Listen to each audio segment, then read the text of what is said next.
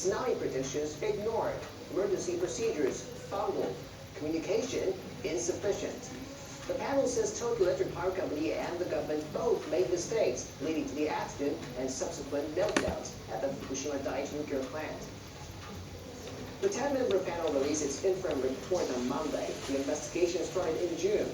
The members interviewed 456 people, including TEPCO workers and government officials. The report describes at length how TEPCO had predicted in 2008 that a tsunami higher than 10 years could hit the plant. The theory failed to take action to toughen up its anti-tsunami measures. The report says that ultimately failed to prevent meltdowns at Fukushima Daiichi. Panel members also criticized TEPCO's initial response to the accident. They say fire trucks should have been dispatched earlier to pump water into the reactors. That may have lessened the damage to the fuel rods, thereby reducing the release of radiation. The report also found the government's handling of the crisis problematic.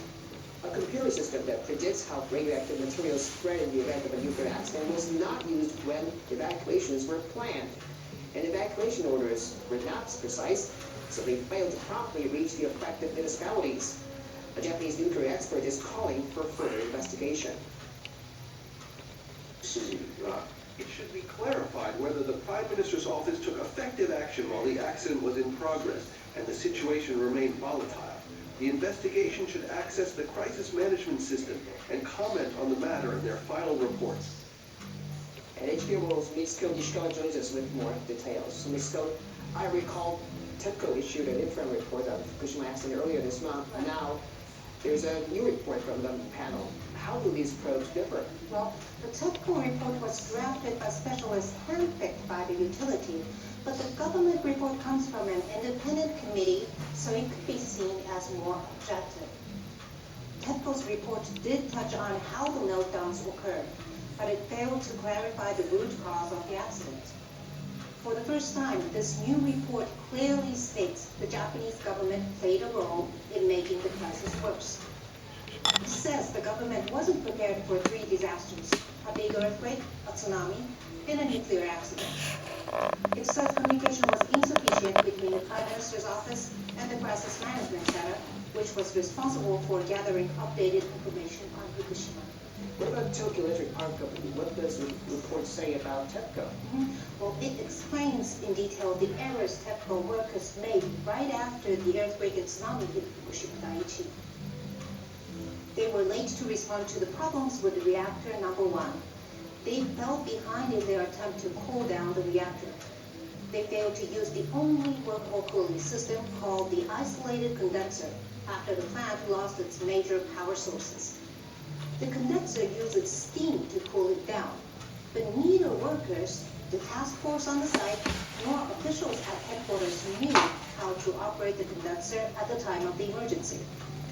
The report says, as the operator of a nuclear plant, TEPCO's lack of knowledge was extremely inappropriate. It says there could have been ways to slow down the pace of meltdowns and lessen the leakage of radiation outside the plant. So what is the next step to get to the bottom of what happened at Fukushima Daiichi? Well, the Independent Government Committee is scheduled to finalize this report by the summer of 2012 after interviewing officials and ministers who were in charge during the time of the accident. The committee is calling for fundamental and drastic changes to nuclear safety and disaster response policy.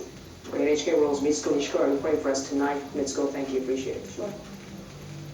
Japan and Myanmar will start negotiating a bilateral agreement to promote Japanese investment in the country. Japanese Foreign Minister Koichiro Gamba met Myanmar President Thein Sein in Myanmar's capital, Naypyidaw, on Monday. Gamba is the first Japanese Foreign Minister to visit Myanmar in 9 years. In the meeting, Gamba said political freedom must be ensured in a parliamentary by-election in Myanmar next year to deepen the process toward democratization.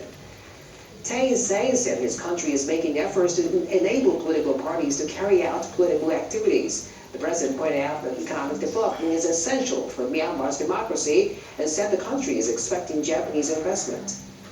Earlier in the day, Gamba held talks with his counterpart, Wu Ma-liwa.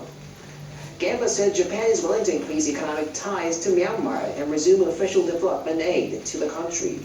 Both foreign ministers agreed to begin negotiations aimed at concluding a bilateral investment agreement.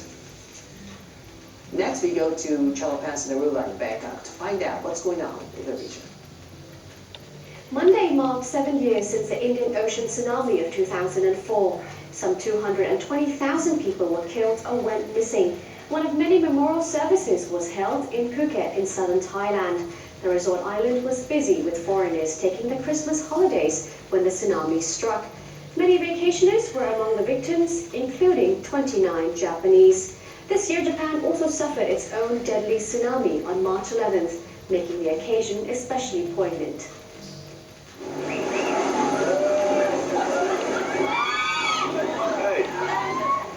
One day after Christmas 2004, a tsunami swept around the coastline of the Indian Ocean, from Southeast Asia all the way to East Africa. In Phuket, 8,000 people were killed or went missing.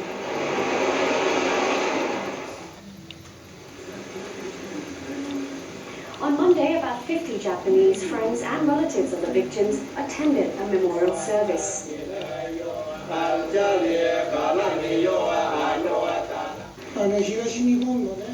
As Japan suffered the March 11th earthquake this year, the Indian Ocean tsunami overlaps, making this year particularly special.